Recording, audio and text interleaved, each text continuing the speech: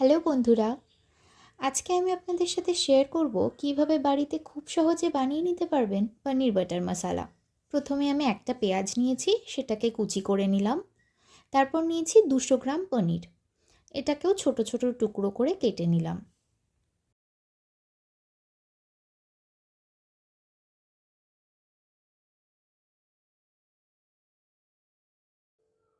এরপর পনিরের টুকরোগুলোতে সামান্য লবণ দিয়ে মাখিয়ে নিলাম।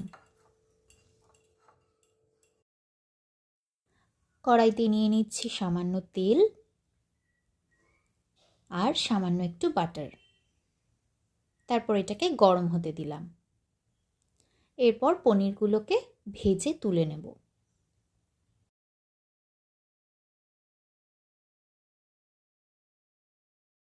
পনিরগুলো যখন দেখবেন এরকম লাল লাল হয়ে এসেছে, আস্তে আস্তে এক এক করে তুলে নেব। এরপর কড়াইতে দিয়ে দিলাম গোটা গরম মশলা ফোড়ন। গোটা গরম মশলা মানে এলাচ, দারচিনি আর লবঙ্গ। সাথে দিয়ে দিলাম 1 চামচ আদা বাটা, সামান্য জল দিলাম।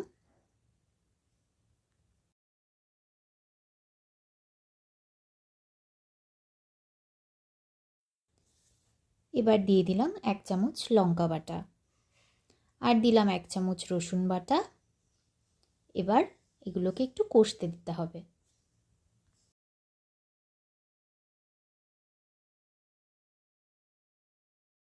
এবার অ্যাড করে দিলাম পেঁয়াজ কুচিটা, আর দিলাম 1/2 চামচ হলুদ গুঁড়ো এবং স্বাদ মতো লবণ।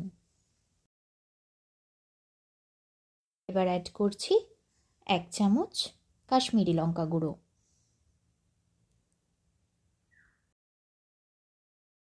এবার অ্যাড করে দিলাম প্রায় 1/2 কাপ মতো কাজু চারমগজ বাটা,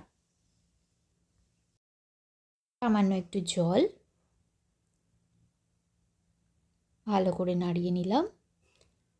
এবার অ্যাড করলাম সামান্য চিনি।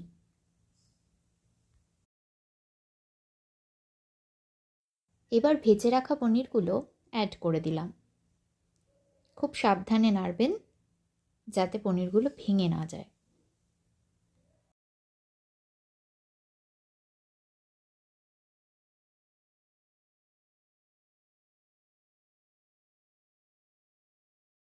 5 মিনিট পর যখন দেখবেন মিশ্রণটা এরকম শুকিয়ে এসেছে, তখন আমরা অ্যাড করে দেব কাসুরি মেথি আর গরম মশলা গুঁড়ো। ব্যাস, তাহলেই রেডি ঘরোয়া পদ্ধতিতে পনির বাটার মশালা। এনজয়।